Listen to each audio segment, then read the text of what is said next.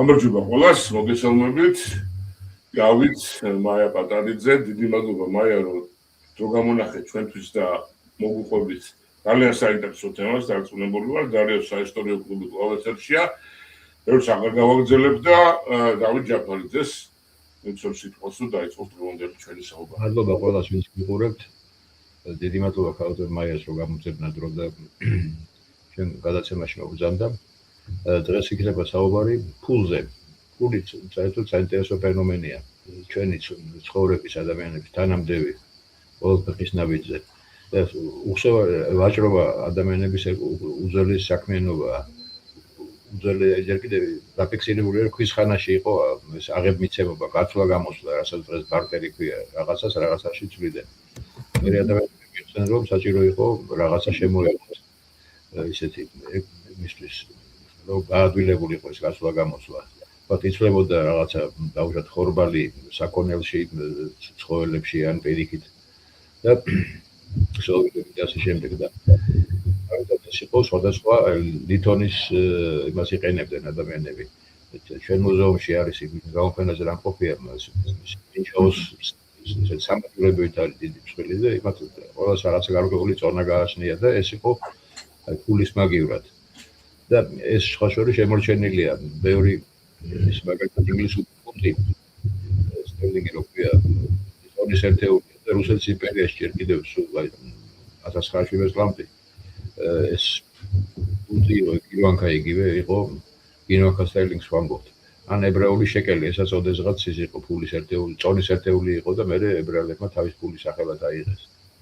ასევეა სხვა მრავალ ხალხში და ჩვენც ერთ-ერთ იმ ქვეყანას წარმოვადგენთ, იმ ერს, რომელსაც ძალიან დიდი ხნის რომელიც ნუმიზმატიკურ ისტორია ძალიან ვრცელია. უძველესი მონეტები ჩნდება მე-7 საუკუნის თვალსაჩინო. 1 საუკუნის შემდეგ საქართველოში ჩნდება ეგრეთ წოდებული კოლხური თეთრი ვერცხლის ფული. და შემდეგ უკვე და ასე მიმოქცევაშია ჩვენთან სხვა სოხერლების ფულები. და საინტერესოა, როდის იყო ეს ყველაზე ძლიერი ეკონომიკურად ჩვენი ქვეყანა და რამ განაპირობა ეს მასაც იწევს ნუმიზმატიკა და ქალბატონ მაია შეგვესაუბრება. დიდი მადლობა კიდევ ერთხელ ქალბატონ მაია. დიდი მადლობა მოწვევისთვის და ინტერესისთვის. ეს ძალიან მნიშვნელოვანია, მაგრამ გასაკვირი ნამდვილად არ არის, იმიტომ რომ ფულის ისტორია აინტერესებს ყველას და მათ შორის ყველაზე მეტად საქართველოს და ქართველებს, იმიტომ რომ ჩვენთან ფულს ძალიან ხანგრძლივი ისტორია აქვს. საქმე ის გახლავთ, რომ მსოფლიოში არ არის ბევრი სახელმწიფო, სადაც ფულის მოჭრის და მიმოქცევის ისტორია, ფულის მოჭრის ისტორია, ფულის ისტორია 27 საუკუნოს იტევს, იმიტომ რომ ალბათ თითზე ჩამოსათვლელია სულ ასეთი სახელმწიფო. თქვენ მართალი ბრძანეთ, რომ პირველი მონეტა მსოფლიოში ჩვენ წელთაღრიცხვამდე მე-7 საუკუნეში მოიჭრა კუნძულ ეგინაზე, საბერძნეთში და სხვათა შორის დიდხანს დაობდნენ მეცნიერები, რომ ლიდიაში უფრო ადრე იყო თუ ეგინაში, ნუ ეგინას ასე ვთქვათ, საავტორო უფლება უკვე დადასტურებულია და 1 საუკუნე გვაშორებს ზუსტად ჩვენ ამ მნიშვნელოვან მოვლენასთან, როგორიც არის ფულის მოჭრა და მართალი ბრძანდებით ეს გახლავთ კოლხური თეთრი, ეგრეთ წოდებული, კოლხური მას უწოდეს, იმიტომ რომ მისი გავრცელების და აღმოჩენის ძირითადი არეალი არის დასავლეთ საქართველოს, ისტორიული კოლხეთის ტერიტორია უბრალოდ და თეთრი, იმიტომ რომ ძველი ვერცხლის ქართული ძველი სახელწოდება გახლავთ თეთრი. საქმე ის გახლავთ, რომ ფულის მოჭრის საქართველოში ფულის ისტორია ასე ვთქვათ, როგორც უკვე მოგახსენეთ 27 საუკუნეში უწყვეტი ისტორია აქვს და სანამ გადავიდოდე უშუალოდ ნუმიზმატიკაზე და ვთქვათ ამ ფულის საქმე ის გახლავთ, რომ მთავარი ამბავი რაც მონეტასთან და ფულთან დაკავშირებით ჩვენი ქვეყნის ისტორიას უკავშირდება და რაც ძალიან მნიშვნელოვანია, თქვენ მოგეხსენებათ, რომ ფულის მოჭრა უკავშირდება არის სახელმწიფოს პრეროგატივა. ანუ თუ არის ფული, აუცილებლად მის უკან დგას სახელმწიფო. შეიძლება პირიქით იყოს, არსებობდეს სახელმწიფო, რომელიცაც საკუთარი ფული არ გააჩნია, მაგრამ ის რომ თუ კი არსებობს მონეტა, ესე იგი მის უკან დგას სახელმწიფო. ანუ როდესაც ჩვენ ვამბობთ, რომ საქართველოს სახელმწიფოებრიობის 3000 წლოვანი ისტორია გვაქვს, ათლის წერტილი ნამდვილად გახლავთ კოლხური თეთრი და ეს არ არის სადღეგრძელო და ნამდვილად ასეა, იმიტომ რომ კოლხური თეთრის უკან დგას სახელმწიფო, სხვაგვარად წარმოუდგენელია. ასე რომ ეს ერთ-ერთი უმნიშვნელოვანესი ორი დევიზი გვაქვს, ასე ვთქვათ, რომელიც ძალიან მოწოთ და ნამდვილია ეს არაფერი აქ გამოგონილი არ გახლავთ. ეს არის ის, რომ ჩვენ ვართ სამონეტო ცივილიზაციის უძველესი კერა, ეს ერთი და სახელმწიფოებრიობის ძალიან დიდი ხნის, დაახლოებით 3000 წლოვანი ისტორია გვაქვს. რაც შეეხება ფულის მიმოქცევას, როგორც უკვე მოგახსენეთ, ეს არის ძალიან მნიშვნელოვანი, რომ უწყვეტობა ჩანს. უწყვეტობა მანამ სანამ რუსეთი არ შთანთქავდა, ასე ვთქვათ, ჩვენს ქვეყანას 1801 წელს. მანამდე ჩვენ გვქონდა საკუთარი, ესე იგი, სახელმწიფოებრიობის დამადასტურებელი ატრიბუტი, იმიტომ რომ მონეტა ეს გახლავთ სახელმწიფოს ისეთივე ატრიბუტი, როგორიც არის დროშა, ჰიმნი, გერბი და ასე შემდეგ. ასე რომ ესეთი ჩვენი საბოლოო წერტილი ჩვენს ქართული ფულის მიმოქცევას დაესვა, როდესაც რუსეთმა ასე ვთქვათ ოკუპაცია მოახდინა მთლიანად საქართველოში, მან უარი თქვა იმაზე, რაზეც გეორგიევსკის ტრაქტატით ასე ვთქვათ არსებულ პირობებზე და 1801 წელს გააუქმა სამეფოს და რასაკვირველია ფულის ნიშნებით. ერთი გაბრძოლება ქონდა, ხა ძალიან ისე მოხდა, რომ უკნიდან ვიწყებთ, მაგრამ არა უშავს, ესეც ძალიან საინტერესოა. ერთი გაბრძოლება ქონდა დავით ბატონიშვილს, ერეკლეს შვილს, რომელიც ძალიან კარგად ხვდებოდნენ ბაგრატიონები, რომ ეს ფულის გაქრობა ნიშნავდა სახელმწიფოს დაკარგვას და მან მოჭრა ერთი მონეტა, რომელსაც თავის სახელის დატანაც ვერ გაბედა, უბრალოდ თარიღით ხვდებით, რომ ეს არის უკანასკნელი გაბრძოლება, ასე ვთქვათ, სახელმწიფოებრიობისთვის ერთადერთი მონეტა, ეს უნიკუმია, რომელიც ბერლინის მუზეუმში არის დაცული დღეს. ეხლა თანმიმდევრობით რომ დავიწყოთ, რატო არის ისტორიისთვის ესეთი განსაკუთრებული წყარო და მნიშვნელოვანი ნუმიზმატიკა? მნიშვნელოვანი გახლავთ, იმიტომ რომ ეს არის, როგორც უკვე მოგახსენეთ, ეს არის სახელმწიფოს მონეტის მოჭრა არის სახელმწიფოს პრეროგატივა. შესაბამისად, ის არის იურიდიული დოკუმენტი, იცით? და ამას ძალიან დიდი მნიშვნელობა აქვს, იმიტომ რომ როდესაც კარის ისტორიკოსი ან ნებისმიერ წერილობითი წყარო, ვთქვათ, ეპიგრაფიკული სხვადასხვა ძეგლებზე ვსაუბრობ, იქ ადამიანები ხშირად აძლევენ თავს უფლებას, რომ იმაზე მეტი დაწერონ, ვიდრე არის, ან რაღაც ტენდენციურობა გამოავლინონ, იმიტომ რომ ასე ვთქვათ, ადამიანია და სუბიექტურია, მაგრამ არის შემთხვევები, როდესაც სამეფო კარის ისტორიკოსი ხარ, მაშინ ვალდებულება გაქვს, რომ ანგარიში გაუწიო, ხო? და ამიტომ რაღაც ზოგიერთ ადგილას შეიძლება ასე ვთქვათ პროპაგანდისტული ნაბიჯების გადადგან და ისე არ დაწერონ ისტორია როგორც საჭიროა, ან რაღაცები შეცვალონ და ასე შემდეგ. ამიტომ წერილობის წყაროსთან ურთიერთობა ძალიან რთულია. ეხლა ეს იმას არ ნიშნავს, რომ ყველა წერილობის წყარო რაღაცნაირად, მაგრამ კაცრი რევიზია ჭირდება ამის თქმა მინდა. მაგრამ მონეტაზე, მიუხედავად იმისა, რომ მონეტას აქვს ძალიან ლაკონური ენა, პატარა, წარმოიდგინეთ, ეს არის დიამეტრით ყველაზე დიდი მონეტა შეიძლება იყოს 35 მმ-იანი. ხო? მაგრამ იქ დატანილი ინფორმაცია არის ზუსტი და წყალი არ გაუვა. იქ არსებული თარიღი, ქალაქი, ეპითეტი, როგორც არის ესა თუ ის მეფე მოხსენიებული, გამოსახულება, იცით? ეს არის უზუსტესი და ამიტომ მონეტა არის ერთ-ერთი მთავარი წყარო, თუ ესეთი ბედნიერი შემთხვევა არის ხოლმე, ვთქვათ, აი არქეოლოგებთან, ხო?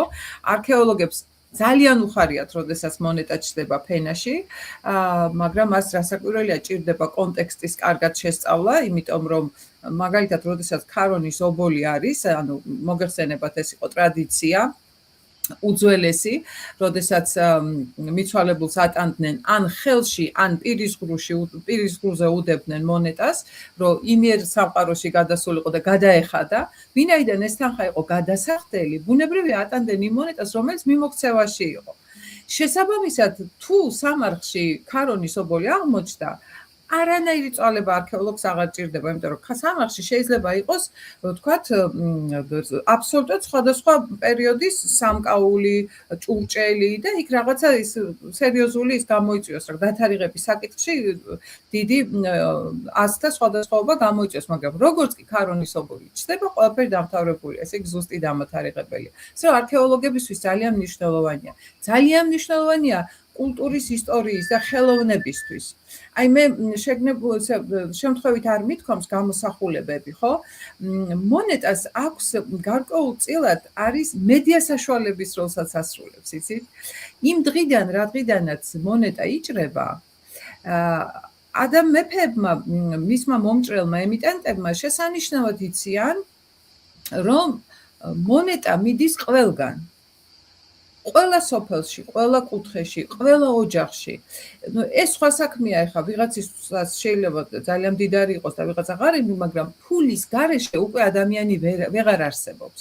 შესაბამისად, მასზე დატანილი იკონოგრაფია, აი მაგალითად მეფის პორტრეტი, ხო?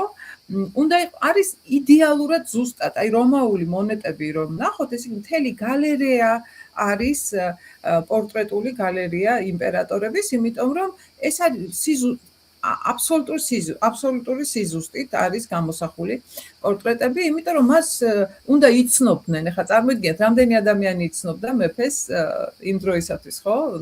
სადმე შეხვდებოდნენ თუ ტელევიზიით ნახავდნენ თუ ინტერნეტით. ამიტომ და არც თქვათ, ეხლა დიდი ქანდაკება დაედგა ვინმეს, ისიც გარდაცვალების მერე. ასე რომ ამას ძალიან დიდ ყურადღებას აქცევენ, დიახ. ამასთან დაკავშირებით ის გამახსენდა, რომ მონეტამ დაღუპა სწორედ ლუდოვიკო მე-16, რომელსაც თავი მოკვეთეს. ცოლთან გარბოდა იქიდან და საზღვარზე თავი გამოყო, ერთიდან გამოიხედა და ბავშვმა იცნო სწორედ ფულს დახედა და მიამსგავსა ეს ფულს და მოგეთ ვეღარ შეგვიძლია. ეშხებსაც უთხრა და ჩამოიყვანეს მეწვიდან დააბრუნეს პარიზში და ბოლოს გილოტინაზე თავი მოკვეთეს, ასე რომ კი ბატონო, ეს მართლაც საოცარია, იცით, გარდა ამისა ძალიან დიდი როლი აქვს მონეტას თვითონ ხელოვნების ისტორიაშიც, ხო? ეხლა ცნობილია ეს ლუვრის ფანტასტიკური ნიკე, 60 ნიკე. ეს მხოლოდ მონეტამ განსაზღვრა, საიდან იყოს, რატო აიგო და საერთოდ რისთვის გაჩნდა. იგივე, მოკეთ, ძალიან საინტერესოა ხელოვნებაცოდნეობით იკუთხით. აი, იცით რა არის, მონეტა ძალიან მისი თვისებითაც და როგორც შესწავლის ობიექტი არის მულტიდისციპლინარული თვითონ, იმიტომ რომ ერთი შეხედვით ის არის ფული, ხო, რომელსაც, ისეთია, გაცვლის საშუალება, ხო? როგორც ბრძანეთ თქვენ, ადრე ვთქვათ, იყო ის სამაჯურები, რომელიც თქვენ ნახეთ საქართველოს ეროვნულ მუზეუმში, ეს არის კავკასიური სიკილა, რომელსაც, ასე ვთქვათ, ცვლიდნენ ფულზე. და ფულზე მეთქი უკაცრავად იყენებდნენ როგორც ფულს, გაცვლის საშუალებას და ამიტომ პრიმიტიულ ფულსაც უწოდებთ მას, პრემონეტარულ ფულს უბრალოდ, მაგრამ გარდა იმისა, რომ ის არის ფული, ის არის ძალიან სერიოზული, ასე ვთქვათ, წყარო, რომელსაც ძალიან ბევრი რაღაცა ბუნდოვანების უფრო გამკვეთრება და ძალიან ბევრი ჭეშმარიტების დადგენა შეუძლია. მაგალითად, ერთი მაგალითი შემიძლია მოგიყვანოთ და ძალიან იცით როგორ არის, ბარომეტრივით არის იმ ვითარების, რა ვითარებაშიც იჭრება. აი მაგალითად, ესეთი ძალიან კარგი მაგალითია ამის, რომელიც ჩემმა მასწავლებელმა, ცნობილმა მეცნიერმა გიორგი დუნდუამ თავის დროზე მოიყვანა და ჩემ სტუდენტებსაც ძალიან მოწონთ ხოლმე ეს მაგალითი. მაგალითად, თამარის მონეტა, აი აქ თქვენ შეგიძლიათ თამარის მონეტები რო აჩვენოთ. კარგად ვიცი ესე, იმიტომ რომ ეს ექსპედიციაში ვიყავი მამასთან დვანიში, იქ ყოველწლიურად მოქონდათ ხანსად პოულობდნენ იქ ადგილობრივები ხანსად და რაღაცა თანხას უხდიდა ხოლმე მამა და და მახსოვს იქ ძალიან ბევრი ჩნდება მინდვრებში და ქალაქის შემოგარენში ეს თამარის მონეტები დვანიში. ამ ვალუტით ხوارი ითხოვდნენ გადახდას და თამარის ფული მოგეცი.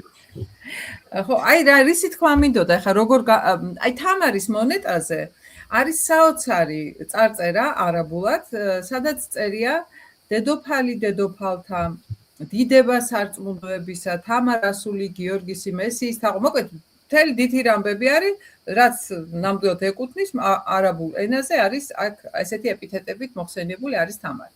ძველი აი, მისი ეხლა თქვენ დმანისი ახსენეთ და დავით ნარინის მონეტაზე. გადახოთ, ეხლა თქვით რომ არაბულად წერია და ეს რატო წერია არაბულად? გამიზნულად არის ეს გაკეთებული და საერთოდ მე აფსიაში რა ყოფილიყო. არა, გეტყვით. ესე იგი, დიდი ხნის განმავლობაში ძალიან კარგი კითხვაა, ეს კითხვა. იცით, დიდი ხნის განმავლობაში მეც ასე მასწავლიდნენ, ასე ვეცნობოდი, ასე გავეცანი ლიტერატურას და მეც ასე ვუხსნიდი ჩემს სტუდენტებს დიდი ხნით, რომ არაბული წარწერები არის, იმიტომ რომ ეს არის, რომ გასულიყო მონეტა საერთაშორისო, ნუ ახლო აღმოსავლეთში გასულიყო და ასე შემდეგ. იცით რა არის, რაც უფრო დრო გადის, აღმოჩენების და ვთქვათ სხვადასხვა კვლევების შედეგად ვატყობთ, რომ ეს ქართული მონეტები არცადაც არ გასულა. ერთადერთი თუ სადმე ჩდება, ეს არის მხოლოდ და მხოლოდ ის ტერიტორია, რომელიც ქართველების გავლენის ქვეშ იყო, ეს არის ანისის, ვთქვათ, ან სომხეთის გარკვეული ტერიტორიები ან აზერბაიჯანის და მეტი არსად, ხშირად კავკასიაში რამდენიმე შემთხვევა არის. ანუ როგორც ჩანს, ეს არის პირველად შემოღებული არის დავით აღმაშენებლის მიერ ეს წესი, აღმოსავლურად დაწერა, რომელიც როდესაც მან თბილისი აიღო, თბილისის აღების დროს ეს იყო ძალიან მნიშვნელოვანი ამბავი თბილისის აღება და ის უარს ამბობს ისეთი ფანტასტიკური გამოსახულებიანი მონეტის, ვთქვათ, მოჭრაზე ემისიაში ისევე არის, მიმოქცევაში ისევე არის, მაგრამ ის იღებს აღმოსავლურ ტიპს, მას აწერს მესიის מחვილს, რომ შემთხვევით ვინმე არ იფიქროს, რომ იმიტომ რომ სულთნის სახელსაც ათავსებს მან და ეს ყველაფერი არის აღმოსავლურად, არაბული წარწერებით. იმიტომ რომ თბილისი არის ფაქტობრივად მუსლიმურ გარემოცვაში. თბილისში გაცილებით მეტი მუსლიმია, ვიდრე ქართველი. მათ და აქ იწყება ძალიან დიდი ვაჭრობა და ნდობა ფულისადმი რომ ქონოდათ ამ არაბულ მოსახლეობას, ამისათვის იყო ეს საჭირო და არა იმისთვის რომ ეს მონეტები უნდა გასულიყო. ანუ ისინი ვერ იცნობდნენ იმ მონეტას, ნაკლები ნდობა ექნებოდათ მონეტისადმი, რომელზეც არის ქართულად აწერია, მართალია ძალიან მედიდური, მეფე აფხაზთა ქართველთა რანთა კახთა და სომეხთა, მაგრამ აი ეს იყო ძირითადი და ეს ენა თვითონ არაბული ენა ძალიან ესე ვთქვათ, პირდაპირ პარალელს ვერ გავავლებთ ახლა დღევანდელ ინგლისურთან, მაგრამ მეტნაკლებად უფრო ისეთი იყო, რა ქვია, მნიშვნელოვანი იყო და მეტნაკლებად უფრო პოპულარული იყო ამ ეპოქისთვის, ახლო აღმოსავლეთისთვის და საქართველოს აღმოსავლური მუსლიმური გარემოცვისთვის. ასე რომ, აი ეს მითი დაიმსხვრა ნელ-ნელა, რომ თქვათ ეს მხოლოდ იმიტომ იყო, რომ გასულიყო უცხო ბაზარზე. მსგავსი შემთხვევები ჯერჯერობით არ დადასტურებულა, არც განძები. რომ თქვათ აღმოჩნდა საქართველოს გარეთ ან თამარის, ან დავითის, ან მოკეთ შუა საუკუნეების ნებისმიერი მონეტის განძი. ძალიან საინტერესოა. ხო, აი რაზე დავიწყეთ საუბარი? აი თამარზე ხომ არის ასეთი მედიდური წარწერა. აი თქვენ ახსენეთ დმანისი, ხო? დმანისი, რომელიც ძალიან მნიშვნელოვანია ნუმიზმატიკურად, იმიტომ რომ იქ ზარაფხანა იყო და ეს მონეტაზე აწერია იჭედა დმანის. დავით ნარინის მონეტაზე აწერია მსოფლიოს მბრძანებლის გუიუკ აენის მონა დავითი. აი ხედავთ, ესე იგი, ეხლა დავით ნარინის ეპოქა ვინც ვიცით და ვისაც წაგვიკითხავს, ეხლა ყველაფერს დავარქმევთ მონის გარდა, ხო? მაგრამ საქმე ის არის, რომ აი ნების პატარა კონიუნქტურული ცვლილებაც კი ასახულია მონეტაზე. ის ვერ დაწერს, რომ არის მეფე და მოკეთ მთელი აი ესეთ დიდი რამბებით, აი ესეთი მნიშვნელოვანი ტიტულატურით ვერ გამოისახება, იმიტომ რომ ასეთი ვითარებაა. მონღოლები არიან ბრძანებლები. ის დაქვემდებარებულია, ხო?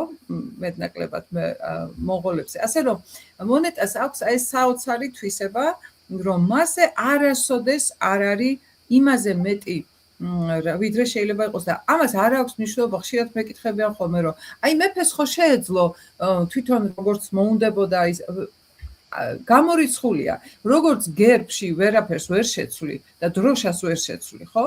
რომ აი გადაწყვიტო ახლა შენ რომ რაღაცა იქ მიაკოსო ან ჩააწერო რაღაცა, ისევე ვერ შეცვლი მონეტაზე ვერაფერს და ეს არ გაუკეთებია დავით აღმაშენებელსაც. ხო, ახლა დავითზე სწორებას ვაკეთებ, იმიტომ რომ ეს არის ყველაზე მნიშვნელოვანი. ხა დავითზე მაღალი და დავითზე დიდი პოლიტიკოსი ჩვენ კი არა, მე მგონი მსოფლიოში რამდენიმე შეიძლება იყოს დონის უფრო სწორად.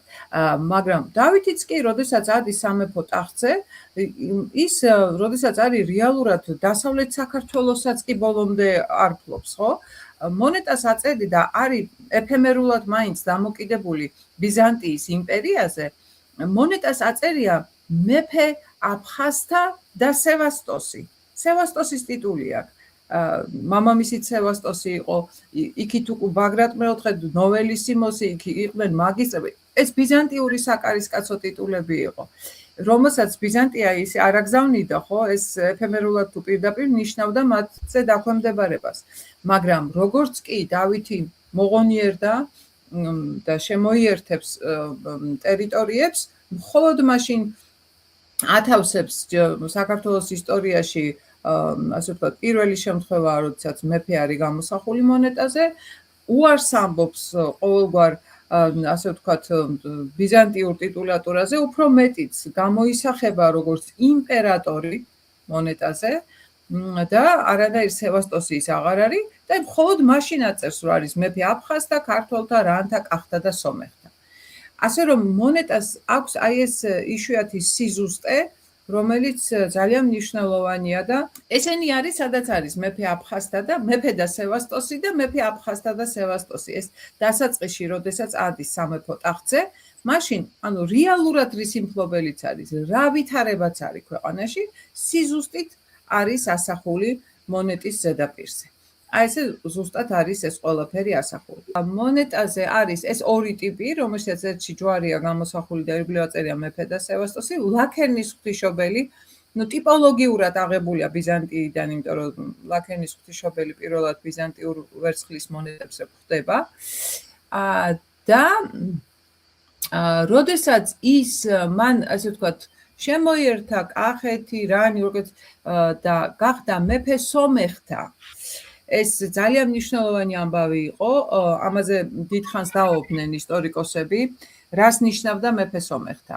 ანუ მეფე, იმიტომ რომ ეს პირდაპირ უკავშირდება თარიღს, ამ შემთხვევაში მონეტას თარიღი არ აქვს და აინტერესებდა, უნდა გარკვეულიყო, როდის მიიღო დავითმა მეფე სომეხთას ტიტული.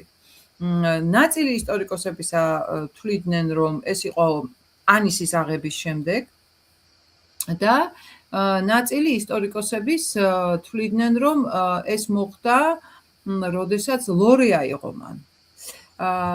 ბოლო კვლევებით საბოლოოდ დადასტურდა, აქ ალბათ ჯობია, რომ ის მონეტა ვაჩვენოთ უკვე, რომელზეც თვითონ არის გამოსახული. ეს მონეტა სხვათა შორის, რომელიც წლების განმავლობაში იყო უნიკუმი, ერთადერთი და იყო ინგლისის მუზეუმში მოგახსენებათ დაცული. ჩვენ არ გქონდა და ეს ძალიან ესეთი მძიმე ამბავი იყო ჩვენთვის, იმიტომ რომ ნუ წარმოიდგინეთ ახლა ესეთი მნიშვნელოვანი მონეტა, რომელმაც ფაქტობრივად დაადასტურა ტიტულატურა, მეფე სომეხთას ტიტულატურა, იმიტომ რომ მანამდე იყო მხოლოდ საწინამძღო ჯვარზე დავითი მსგავსი ტიტულით მოხსენიებული. მაგრამ აქაც მინდა რომ შედარება გავაკეთო, ერთია, როდესაც არის ვთქვათ ფრესკაზე ან ხატზე. დავითის ეს მონეტა, რომელიც იყო წლების 100 წლის განმავლობაში, აი წარმოიდგინეთ, 100 წლის განმავლობაში მონეტა იდო ისე ბრიტიშ მუზეუმში, რომ არავინ არ იცოდა რა მონეტა იყო. ეს მონეტა შევიდა ენისქილენის ლორდი იყო ესეთი უილიამ კოული, რომელიც ესეთი ძალიან საინტერესო პერსონაჟი იყო, რაღაცა დევონშირში ცხოვრობდა და დაინტერესებული იყო ძირითადად ნამარხი ცხოველების პალეონტოლოგიით იყო დაინტერესებული მოკლედ. და როგორც ჩანს პარალელურად დილერობდა. და აი ამ დილერობაში ძალიან დაეხმარა მონეტები, იმიტომ რომ ნუ სარფიანი საქმე იყო მისთვის. როგორც ჩანს და ხელში ჩაუვარდა ეს მონეტა. ყველას აინტერესებს და დღემდე ძალიან ესე გვაფიქრებს ეგ ამბავი, საიდან მოხდა ამ კაცის ხელში ეს მონეტა. ეს მონეტა რაც ეკრანზეა. დიახ. ეს არის ის მონეტა, სწორედ რომელიც გახლავთ მუზეუმში და მოკლედ ბიოგრაფიას რო გავეცანით, იქ წერია, რომ ძალიან უყვარდა მოგზაურობა, თუმცა ამ სიაში ნამდვილად არ იყო საქართველოს მოხვედრილი, მაგრამ იყო თურქეთი. ასე რომ არ არის გამორიცხული, რომ თურქეთში, იმიტომ თურქეთში ძალიან ხშირია, იმიტომ რომ მოგეხსენება ძალიან დიდი ნაწილი, ასე ვთქვათ, ჩვენი ტერიტორიებია იქ და ასე რომ არ იყო გასაკვირი ქართული მონეტის აღმოჩენა. თუმცა მაინც არ ვიცით სად აღმოჩნდა. მოკლედ მან მიყიდა და როგორც მე ხვდები და ვეჭვობ, მუზეუმში იყიდეს, ალბათ შეხედეს, რომ არის იმპერატორი გამოსახული, სპილენძის მონეტა, რაღაცა ჯვარი და ალბათ იფიქრეს, რომ ეს არის ბიზანტიური მონეტა, ეხლა იქ წარწერების წამკითხავი ასომთავრულად არავინ არ იყო. და იყიდეს და ჰქონდათ მოკლედ ესე 100 წლის განმავლობაში და 100 წლის თავზე დევიდ ლენგმა, რომელიც შესანიშნავი ინგლისელი ქართველოლოგი გახლდათ, წაიკითხა ეს მონეტა. წაიკითხა მონეტა სრულად შემთხვევით და ნუ მოკლედ გამოაცხო სტატია. და ეს სტატია დაიბეჭდა, რომელიც იმ პერიოდში, ნუ ეს არის დაახლოებით 60-იანი წლები, მე-20 საუკუნის გამოუგზავნა დევიდ ლენგმა მუზეუმში დავით კაპანაძეს. დავით კაპანაძე იყო ნუმიზმატიკის განყოფილების გამგემაში. და ჩემი ხელმძღვანელი გიორგი დუნდუა, ნუ მაშინ იყო ახალგაზრდა კაცი, რომელიც დისერტაციაზე მუშაობდა და მე ბატონ გიორგისგან მაქვს მოსმენილი ისტორია, რომ აი ეს მახსოვს, რომ მუზეუმში შემოვიდა ერთ-ერთი თანამშრომელი, რომელმაც ეს ჟურნალი გადასცა და ჟურნალის წაკითხვის დროს აი ესე წამოვარდა სკამიდანო და დაიწყო ყვირილი, ეს რა გამოაქვეყნა ამ კაცმაო და ნუ ვიფიქრე კაცო რა დაემართა ამ კაცო ესე მთელი დღე მშვიდად იყო და მოკლედ გაირკვა რომ ეს იყო დავითი და სხვათა შორის ზუსტი ატრიბუცია მოახდინა დევიდ ლენგმა. ნამდვილად მიხვდა რომ ეს იყო დავითი. უბრალოდ წარწერა და როდესაც დავით კაპანაძე დადიოდა და მოკეთ ამ ქართველ ისტორიკოსებს აჩვენებდა რომ ნახეთ რა მოხდა და დავითის მონეტა გამოჩნდა და ასე შემდეგ, წარწერა ქონდა ცოტა სხვაგვარად წაკითხული.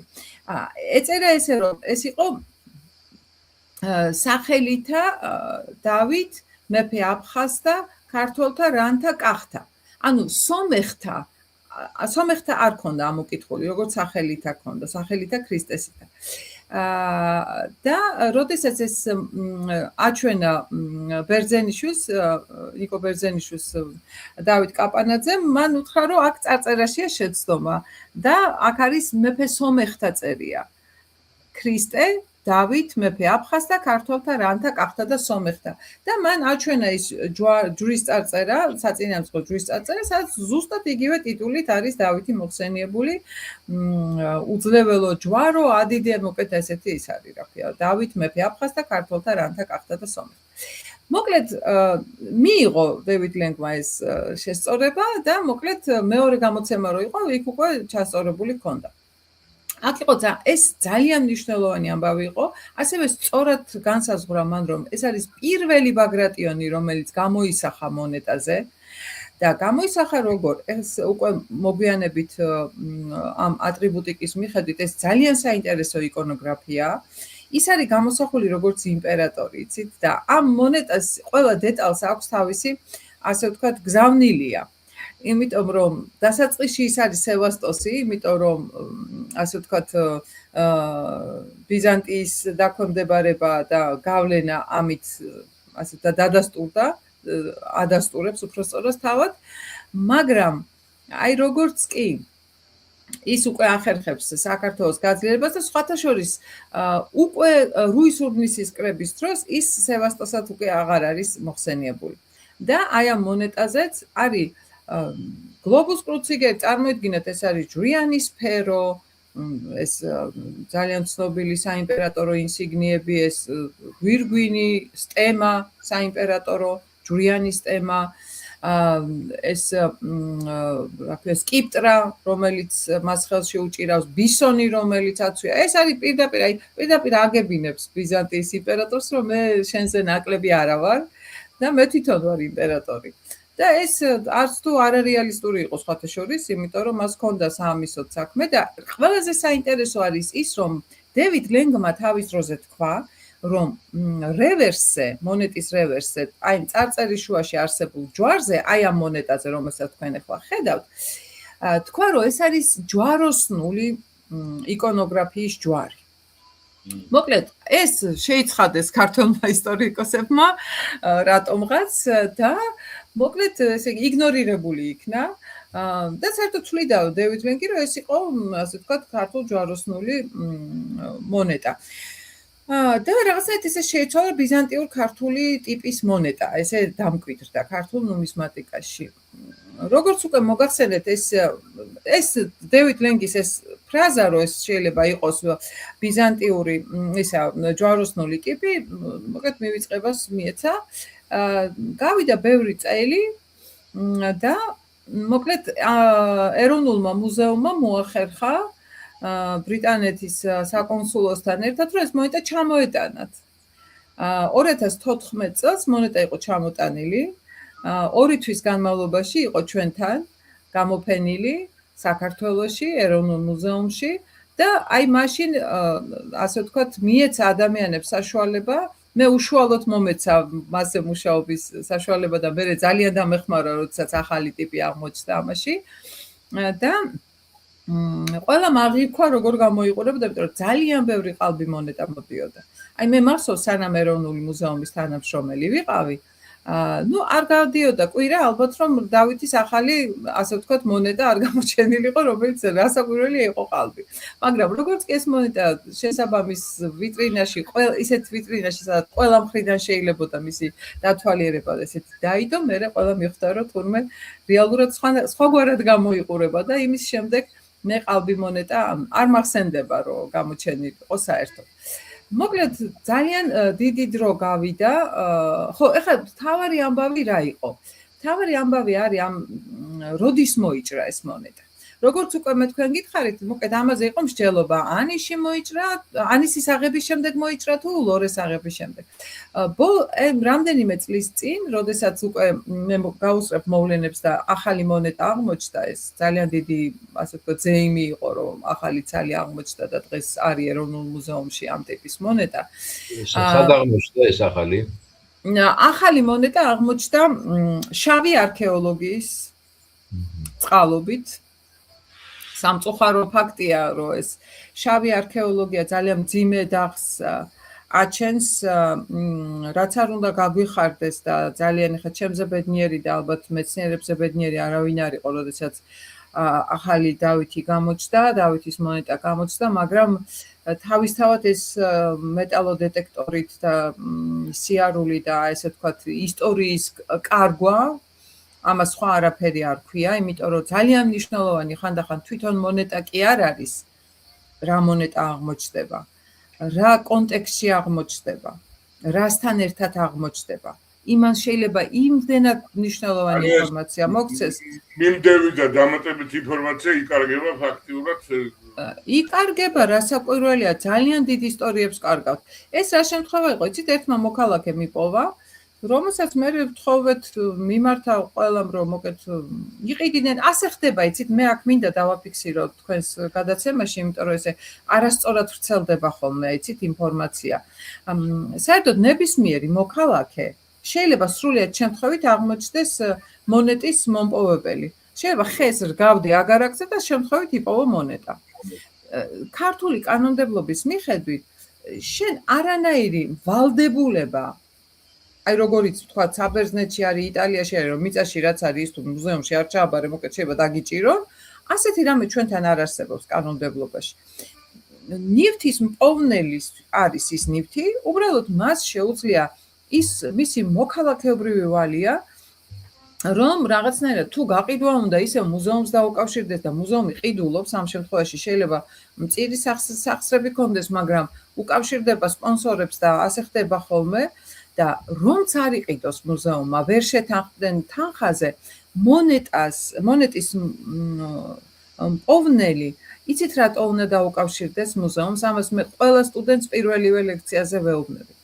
როდესაც შენ ეუბნები მეცნიერს, რომ ჩემ სოფელში ამ და ამ ადგილზე ვიპოვე ეს მონეტები, ან ერთი მონეტა, შენ ამით აძლევ მონეტის პასპორტს. ანუ ფაქტობრივად ეუბნები მიმოქცევის ადგილს, ამ მონეტის მიმოქცევის ადგილს. ამიტომ რუკაზე დაიტან ამ აღმოჩენილ მონეტებს და შენ შეგიძლია მეცნიერი განსაზღვროს შემდეგ ამას სამონეტო მიმოქცევაში სად იყო ეს მონეტა.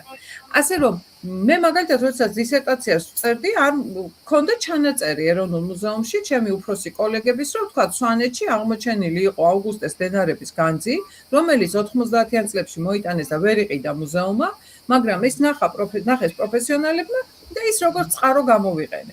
ამიტომ ყველა უნდა იცოდეს, რომ ნებისმიერი ადამიანის მოქალაქეობრივი ვალია, რომ აუცილებლად დაუკავშირდეს მუზეუმს. არავინ არ ართმევს მონეტას. ეს კი ნამდვილად წართმევა გამოვიდა დავითთან დაკავშირებით, იმიტომ რომ ის შეთანხმდა თანხაზე და მერე დაუკავშირდა უცხოეთს და იქ სპეცსამსახურებმა და ასე შემდეგ დაადგინეს, რომ შეიძლება და უცხოეთში გასულიყო ეს მონეტა. და ამიტომ ასე ვთქვათ, სახელმწიფო სტრუქტურები ჩაერთენ და მერე ესეთი ფორმით მოიტანეს, თორე სხვა შემთხვევაში ნამდვილად არავინ არავის არაფერს არ ართმევს, იმიტომ რომ ხა წარმოგიდგენია თქვენ 100 წლის თავზე თუ 200 წლის თავზე კიდე დავითი აღმოჩნდა და კიდე უცხოეთში რო წასულიყო, ეს იქნებოდა არ ვიცი, ალბათ ტრაგედია, იმიტომ რომ ნუ არ გამოჩნდა მან ეს დავითი აქამდე. მაგრამ ერთი რაღაცა შეიძლება, აქ მე იყო ეგეთი პერიოდი, როცა ვეცადე ამ შავი არქეოლოგიის წინააღმდეგ რაღაცის გაკეთებას და ეხლა მაგას ლაპარაკს არ შეუდგები. უბრალოდ ვიტყვი, რომ მაშინ გაჩნდა აზრი, რომ მოწყობილი იყო ხოლმე პერიოდულად გამოფენა ეგეთი აი შავი არქეოლოგიის დროს მოპოვებული ნივთების და შედგენილი იყო კატალოგი. დიახ. ეს არავინ ამას ხელი სამწუხაროდ არ მოკიდა, ეს უნდა მოკიდოს ხელი პროფესიონალმა. მე მithქვეს მიდი შენ გააკეთებო და მე მაგის გამკეთებელი ვერ ვიქნები. ეს რა მინდა გკითხოთ, ეს ეხლა რაზეც ლაპარაკობთ, ის მონეტაც გვაქვს სურათებში? კი, აი ვაჩვენოთ ეხლა მეორე მონეტა. აი ეს გახლავთ სწორედ ის მეორე მონეტა, რომელიც აღმოჩნდა აი ესე შავი არქეოლოგიით და შემდეგ ის იქნა ამოიღეს მოკლედ ცოტა ისეთი ის ქონდა, რა ქვია, ისტორია ქონდა, მაგრამ სურათ იგივეა, რასაც უყურებ, ესე იგი აქ არის ერთი ძალიან საინტერესო ამბავი. ნუ შედარებით არის სუდად შენახული და მინდა გითხრათ, რომ აი ეს წარწერები იქ რო ისე იდეალურად არ იყოს ინგლისის ცალზე დაცული, ძალიან გაჭირდებოდა აქ ამოკითხვა, თუმცა ნუ ამოკითხვა შესაძლებელი იყო და მე პირადად მომიწია ამ მონეტაზე მუშაობა, მქონდა პატივი და აქ არის ძალიან საინტერესო დეტალი, რომელმაც ფაქტობრივად დაადასტურა დევიდ ლენგის მოსაზრება და ეს გახლავთ ჯვარი, რომლის მკლავებს შორის არის წერტილები. ხედავთ? ფაქტიურად გარკვევანდელი ქართული დროშა. ხო, აი ეს ცოტა საკამათოა, იმიტომ რომ როგორც კი ეს გამოჩნდა, ჰერალდიკოსებმა აიტაცეს, რომ ეს არის 5-ჯვრიანი დროშა და ასე შემდეგ. არა, ეს არის 5-ფიგურული კომპოზიცია, რომელიც უკავშირდება, ქრისტეს ნებებს, ეს არის 4 სამსჭველი, ეს იკონოგრაფია ცალკე თემაა, მაგრამ ეს კომპოზიცია პირდაპირ ადასტურებდა იმას, რაც დევიდ ლენგმა თქვა თავის დროზე, რომ აქ ჩანდა ამ მონეტის მოჭრისას დავითს ძალიან ბევრი გზავნილები აქვს. ეს აქ არის ძალიან მნიშვნელოვანი ამბავი, რომ როდესაც სახელმწიფოებრივ დოკუმენტზე, როგორც მონეტაა, მის ამ დოკუმენტზე, მონეტაზე, ფულზე შემოდის სხვადასხვა, თქვათ, ამ შემთხვევაში ჯვაროსნული იკონოგრაფია, აქ ჩვენ შეგვიძლია პირდაპირ ვიმსჯელოთ, რომ დავითი უბრალოდ მხოლოდ როგორც ისტორიკოსები ამბობდნენ და მე რაღაცნაირად ამის მივიწყებაც დაიწყეს, ჯვაროსნებს უბრალოდ არ უთანაგრძნობდა და ის იყო რაღაცნაირად მათთან ძალიან ახლო კონტაქტიც ჰქონდა და შეუძლებელია დავითი, რომელსაც ესეთი მსოფლიოს მაჯაზე ჰქონდა ხელი, ის ძალიან წიგნიერი მეფე გახდათ და შესანიშნავად იცოდა მთელს მსოფლიოში არსებული პროცესები. სწორედ დავითის მეფობას ემთხვევა პირველი ჯვაროსნული ლაშქრობა და წარმოუდგენელი იყო, რომ მას ინფორმაცია და შესაბამისად ინტერესი არ ქონოდა ამ ფაქტის მიმართ და მაგრამ როდესაც ჩვენ ვამბობთ, რომ აქ შემოდის ფულზე შემოვიდა ჯვაროსნული იკონოგრაფია, ეს იმას ნიშნავს, რომ მას რაღაც გარკვეული ურთიერთობები აქვს. ეხლა რა ვიცოდით ჩვენ დავითისა და ჯვაროსნების ურთიერთობასთან დაკავშირებით? ერთადერთი ვიცოდით ის, რომ ბატონმა ზურაბ ავალიშვილმა ემიგრაციაში გამოაქვეყნა ესე იგი ქრონიკა, ერთ-ერთი ლათინური ქრონიკა, სადაც წერია, რომ დავით მეფე უგზავნიდა ბოლდუინს ინსიგნიებს. და ეს ინსიგნიების გაგზავნა, ესე დამკვიდრდა მეცნიერებაში, ისტორიოგრაფიაში ჩვეულებრივად, რომ დავითი აგზავნდა ინსიგნიებს. ხა ძალიან საინტერესოა, ხა რას ნიშნავს ინსიგნიებს აგზავნიდა, ხო? ხო შეგებოდა. მე გადაკეთდა ეს თქო საჩუქრებს უგზავნიდა.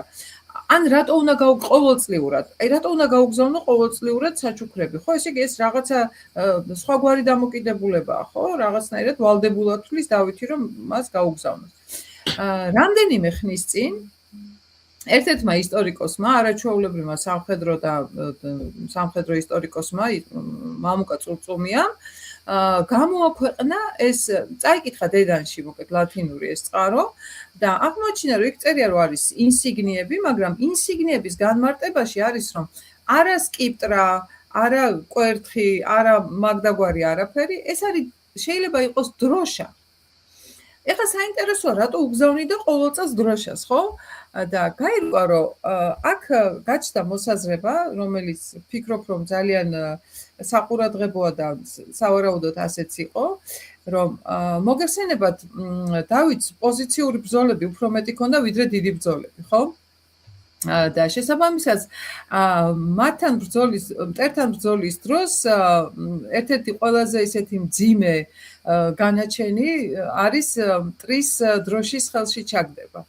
და სავარაუდოდ დავითი სწორედ აი ამ ნადავ დროშებს უგზავნიდა და ეს როგორი ჟესტია, იცით რომ ერთი მხრივ ის აგებინებს ბალდუინს რომ იმ საქმეს, რა საქმესაც შენ მან დაკეთებ, ამ ტერიტორიაზე მე ვაკეთებ და რაღაცა ესეთი გამოწვევასავით არის, წახალისებასავით არის და ფაქტობრივად თავის ძალებსაც აჩვენებს, რა შეუძლია მას აქ. ასე რომ გარდა მაგისა, იქ არის პანეგირიკის ძალიან ცნობილი ამბავი, ბოლდუინის პანეგირიკი, ხა მოგეხსენებათ, პანეგირიკების საქმე იყო, უნდა ეკოთ მეფეები, ხო, ყველაფერი, რაც არ უნდა საშინელება გაეკეთებინათ, აი რა კარგად გადადგიეს ნაბიჯი ეს, მოკლედ ქებათა ქება. და პანეგირიკი რას წერს, იცით, რომ მანო ბოლდუინმა შესანიშნავი ურთიერთობა და მეგობრული ურთიერთობა დაამყარაო აფხაზთა და სომეხთა მეფე დავითთან და ბიზანტიის იმპერატორ ალექსისთან. ხედავთ როგორი ის არის, რა ქვია, მასშტაბებია, ასე ვთქვათ, დავითის აი ამ ერთი პანეგირიკის ერთი ფრაზით ნაჩვენები. ასე რომ დავითისა და ჯვაროსნების, იქ არის კიდე კილიკიელებთან ურთიერთობა, ძალიან სერიოზული ამბებია, რომელიც აშკარად აჩვენებს დავითისა და ერთადერთი რა მინდა იცით ეს ჩავასწორო ეს ამბავი, რომელიც ძალიან გავრცელდა არასწორად, რომ თითქოს იერუსალიმის აღების დროს დავითმა გააგზავნა ჯარი, ეს ბატონმა სოსომარგიშვილმა პირველად შენიშნა, რომ წარმოუდგენელი იყო დავითს გაეგზავნა ჯარი, როდესაც ის თვითონ იყო და ის მისი რა ქვია მუსლიმური და ოკუპირებული იყო, ფაქტობრივად გარემოცვა ქონდა, მუსლიმური გარემოცვა, იმას ვერ გაარღვევდა ვერც ერთი ქართული ჯარი, რომელიც თურმე იქ უნდა აეღო და მაგრამ ამიტომ იქ მოხსენიებული არის წყაროში იბერები, რომლებმაც მონაწილეობა მიიღეს და მე რაღაც გარკვეულმა ისტორიკოსებმა რაღაც მარტივი გამოსავალი მოძებნეს და იბერებზე თქვეს, რომ ეს ალბათო ისინი არიანო ესპანელი იბერები არიან. დიახ, მაგრამ სიამოვნებაში ასე არ იყო. როგორც ჩანს, აქ იერუსალიმის ქართულ მოსახლეობაზეა საუბარი, რომლებიც ჩაერთენ ამ საქმეში, ნამდვილად ქართველები იყვნენ უბრალოდ იქ და რომლებსაც გარკვეულწილად, ასე ვთქვათ, ბრძოლაშიც ჩაერთენ, მაგრამ უფრო ისეთი მზვერავების ფუნქცია ჰქონდათ, რომლებსაც ინფორმაცია მერე უნდა გამოეგზავნათ დავითისთვის. ასე რომ ძალიან ბევრი დეტალია, რომელიც ასე ვთქვათ დავითის ირგვლივ, ასე ვთქვათ, ზოგი მითია, მაგრამ ნელ-ნელა ძალიან ბევრი რამ ცხადდება, ასე ვთქვათ და ძალიან საინტერესოა. ახლა ამ მონეტაზე ბარემ რომ და დავითის ნუმიზმატიკურ მემკვიდრეობაზე რომ გავაგზავნოთ საუბარი, იმიტომ რომ ძალიან პოპულარულია და მე არ მინდა რომ ეს ინტერესი გარკვეულწილად დავაკმაყოფილო და ხშირად ვცდილობ ხოლმე ამას, იმიტომ რომ მადლობა ღმერთს, რომ დავითი ჯერჯერობით და ალბათ ბოლომდე სანამ ეს ქვეყანა იარსებებს იქნება, იმიტომ რომ ამაზე ბატონი გოჩა ჯაფარიძე ამბობდა, რომ სტუდენტებთან რო შევდივარ, ასე ვიწყებო დავითის მეფობას, რომ აი ჩვენ რომ დღეს ქართულად ვლაპარაკობს, ის რომ დღეს სახელმწიფო ანგარის გასაწევ ძალას წარმოადგენს მსოფლიო პოლიტიკურ რუკაზე, ეს არის ერთი კაცის დამსახურება და ეს კაცი არის დავით აღმაშენებელი. ამიტომ ასე ვთქვათ, მოვალეები ვართ, რომ ვიცოდეთ მის შესახებ ბევრი რამ. ძალიან საინტერესო იყო, როდის გახდა დავითი მეფე სომეხთა. იმიტომ რომ შესაბამისად უნდა გაგვირკვია, როდის მოიჭრა ეს მონეტა, ხო? და მოკლედ როგორც უკვე გითხარით, ეს ორი დაჯგუფება არსებობდა. რამდენიმე ხნის წინ, სხვადასხვა როდესაც აი ამ ახალ მონეტაზე მუშაობდი და მე წიგნად გამოვეცი ეს დავითის მემკვიდრეობა, იმიტომ რომ ძალიან დიდი ინტერესი იყო. სწორედ აი ამ წიგნზე მუშაობის დროს გიორგი გაგოშიძემ გამოაქვეყნა სტატია სამშვილდის წარწერა, რომელზეც წლები იმუშავა. იცით, იმ დროს აქვს გადმოღებული სამშვილდის წარწერა. იმის მერე იმ წარწერიდან რაღაცები გამქრალია კიდე. და იქ არის ასეთი წარწერა, რომელმაც ფაქტობრივად გადაწყვიტა ეს საკითხი, როდის მოიჭრა და როდის გახდა მეფე სომეხთა დავითი. მოკლედ აქ არის მოხსენიებული დავითი, მეფე დავითი არის ამ წარწერაში მოხსენიებული, მეფე აფხაზთა უკვე მოხსენიებულია როგორც მეფე აფხაზთა რანთა, კახთა და სომეხთა, ანუ უკვე ტიტულატურა აქვს. და მოკლედ იქ არის რაღაცა ბევრი, ეხლა ამაზე აღარ ვილაპარაკებ და არის ასეთი ფრაზა და მეორესა წელსა აღიღეს კაბალაი. კაბალას აღება, რომელიც თარიღიანია. და ვიცით რომ ზუსტად კაბალას აღებამდე დავითი უკვე მეფე აფხაზთა იყო. ანუ გასაგებია რომ ლორეს აღები ეს აფხაზთა კი არა და სომეხთა იყო. ანუ ამან პირდაპირ დაადასტურა ეს ამბავი. ერთი წლის ერთი ხო, გასაგებია. ზუსტად არის, ანუ 1118 წელი არის ამ მონეტის მოჭრის თარიღი.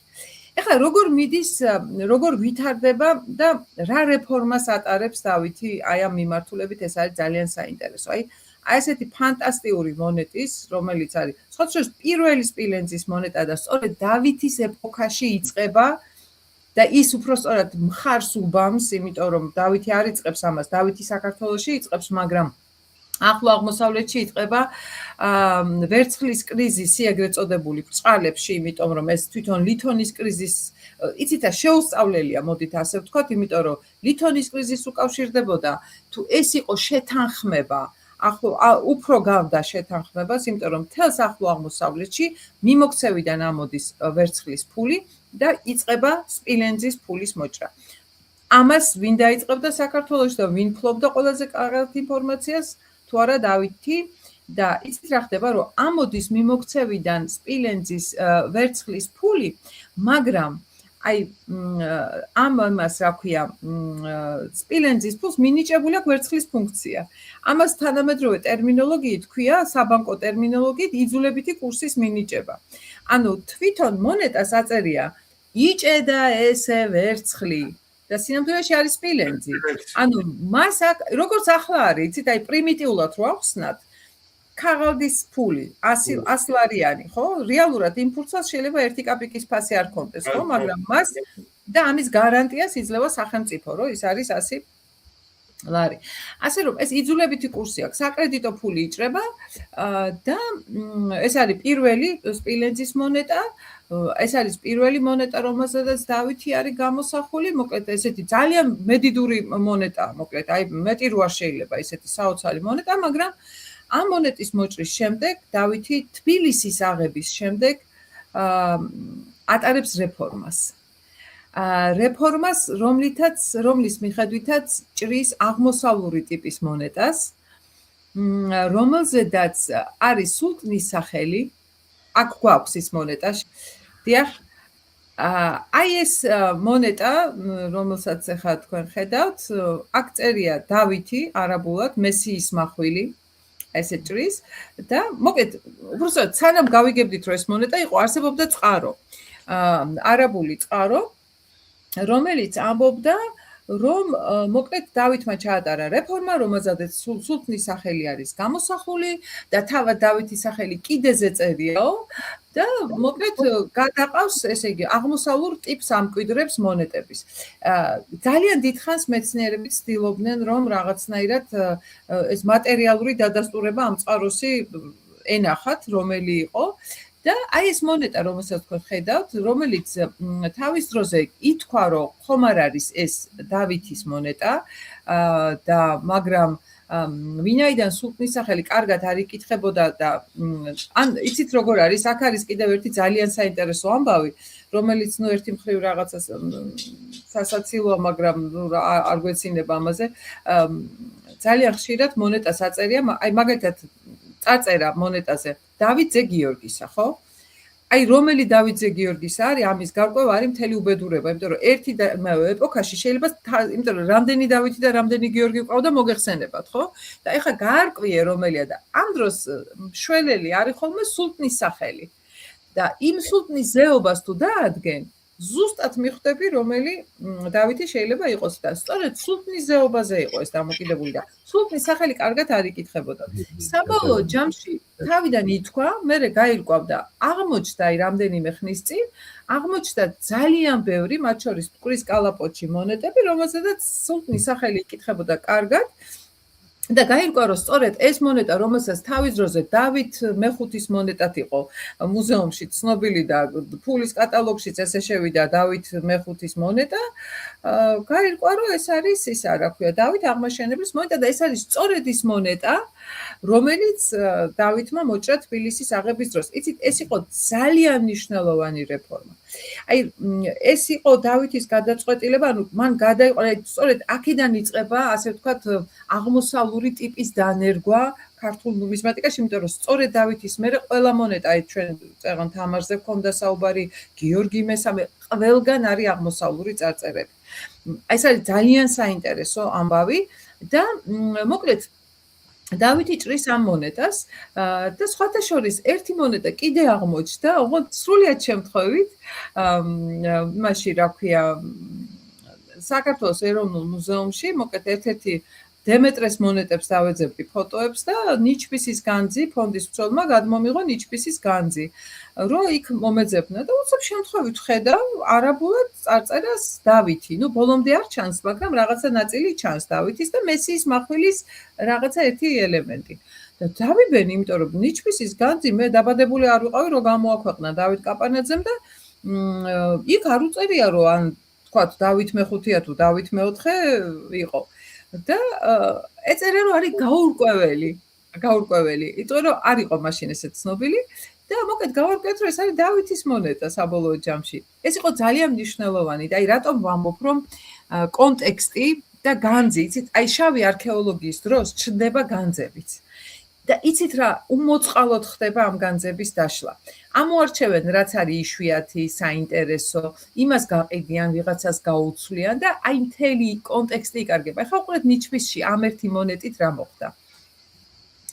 დადასტურდა, რომ ეს ნიჩბისის განძი არის, თარიღი არის, ესე იგი, ყველაზე ადრინდელი მონეტა მასში იყო დემეტრე და ყველაზე გვიანი იყო რუსუდანის დროინდელი, როცა დამღას არტყავს რუსუდანი მონეტებს და ჯერ თავისი ის არა აქვს მოჭრილი. და გაირკვა, რომ თურმე ჯერ ერთი ყველაზე ადრინდელი მონეტა აქ დავითია და დავითის აღმოსავლური ტიპის მონეტა ლეგალურ სტატუსს ინარჩუნებს რუსუდანის სანამ არ მოჭრის სწორი ჭედრის მონეტას.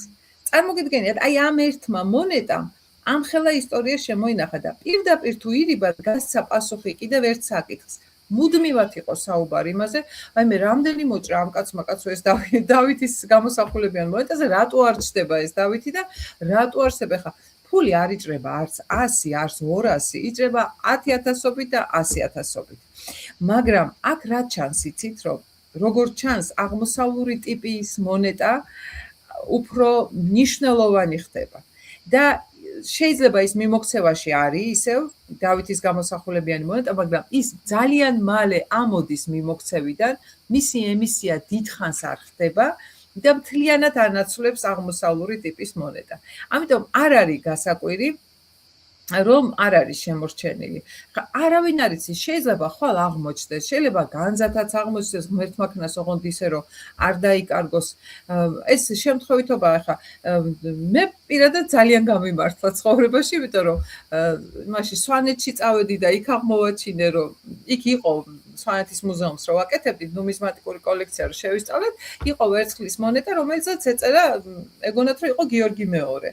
მაგრამ აღმოჩნდა დავითი. იქ ერთ წარწერაში იყო სხვაობა და იქ როგორც ჩანს თავის დროზე კარგად ვერ წაიკითხეს და ასე ვთქვათ ამ ახალ ეგზემპლარზეც მომიწია მუშაობა ბრიტანეთის ცალიც ვნახე, ასე ვთქვათ ძალიან გამიმართლა, მაგრამ ნუ ნახოთ იქნება და კიდევ აღმოჩნდეს, მაგრამ ძალიან მნიშვნელოვანია რომ განძი არასოდეს არ დაიკარგოს. ასე რომ ესე იყო დავითის ამბები, ეს მოკლედ, იმიტომ რომ იქ ძალიან ბევრი დეტალებია კიდევ. იმდენი ინფორმაცია მოგვ ძალიან საინტერესოა. სულგანაკული უსმენთ. დარიო რადიო, მუდამ კარგი დავია.